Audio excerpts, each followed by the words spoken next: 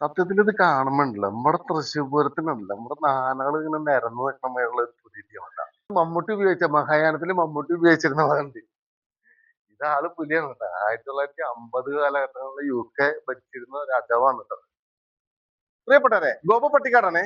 ഞാൻ ഇപ്പൊ നിൽക്കുന്നതേ Sharjah car മ്യൂസിയത്തിന്റെ അടുത്താ.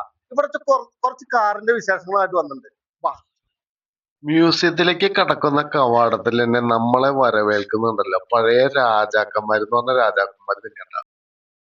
1971 വേറൊരു രാജാവിനെ ഇവിടുത്തെ ഇലക്ട്രിസിറ്റി വകുപ്പ് ഉപയോഗിച്ചിരുന്നു. നമ്മുടെ ലാൻഡ് ക്രൂസറിന്റെ ഒരു രാജാവ് ഷാർജ ഇലക്ട്രിസിറ്റി വകുപ്പിന്റെ 1971 ഉപയോഗിച്ചിരുന്ന, അതായത് ഇവിടുത്തെ നിരത്തുകളിലൊക്കെ രാജാവായിട്ട് ഓടിയിരുന്ന ഒരു സാധനം. 70കളിലെ ജർമ്മൻ നിരത്തുകളിൽ ഓടിയിട്ടുള്ള അന്നത്തെ ആംബുലൻസുകളാണ് ഉണ്ടായിരുന്നത്. അന്നെല്ലാം രാജാക്കന്മാരെ പോലെയാണ് അന്ന് നിരത്തുകൾ ഓടിണ്ടാവുക. ഇത് നിസാന്റെ 65 കാലഘട്ടങ്ങളിലുള്ള ഒരു രാജകീയമായിട്ടുള്ള ഒരു വണ്ടിയാണ് കേട്ടത്. നോക്കി ഇവിടെ നോക്കി, എഞ്ചിൻ വരെ കാണാം.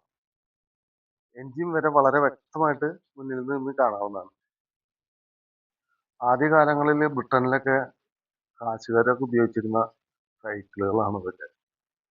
1877 കാലഘട്ടങ്ങളിൽ ഉപയോഗിച്ചിരുന്ന സൈക്കിളുകളാണ്. ഇപ്പോൾ നിങ്ങൾ കാണുന്ന വാഹനം എന്ന് പറഞ്ഞു കഴിഞ്ഞാൽ ലോകത്തിലെ ഏറ്റവും ചെറിയ കാറാണ്.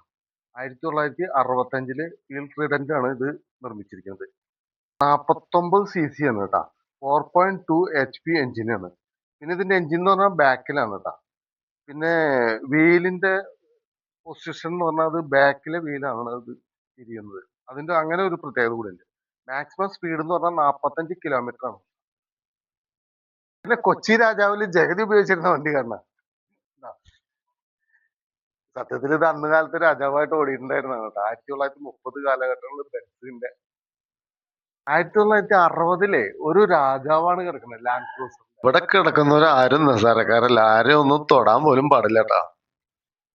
65 കാലങ്ങളിൽ രാജകീയമായിട്ട് നമ്മുടെ നിരത്തുകളിൽ ഓടിയിട്ടുള്ള അതായത് അതിഗംഭീരമായിട്ടുള്ള തൃശ്ശൂർ പൂരത്തിന് നമ്മുടെ ആനകൾ നിരന്ന് വെക്കണമായിട്ടുള്ള നമ്മുടെ വണ്ടികളാണ് കിടക്കുന്നത്.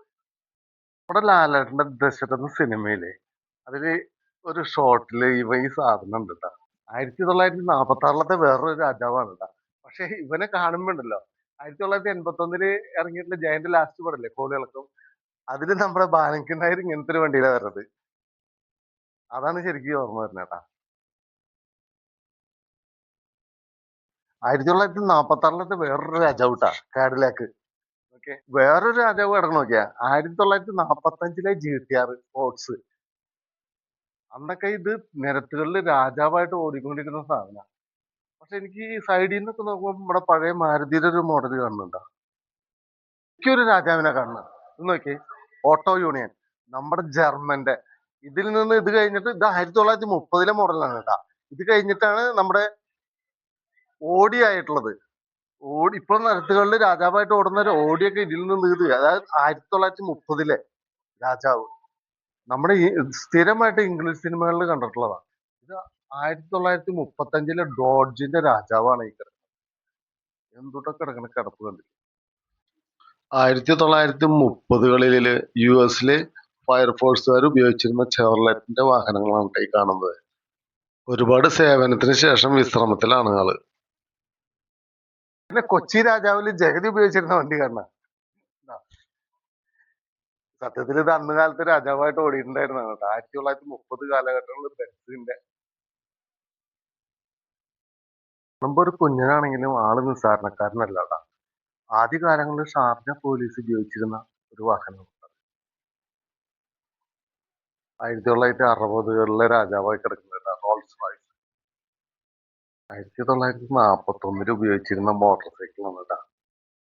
ഇത് ഷാർജയിലെ ഫേമസ് ആയിട്ടുള്ള ഒരു കാർ മ്യൂസിയമാണ്. ഇത് പലർക്കും അറിയില്ല. എയർപോർട്ട് റോട്ടിലാണ്. ഒരാൾക്ക് 10 ദിർഹംസ് മാത്രമേ ചാർജ് ഉള്ളൂ ഇവിടെ.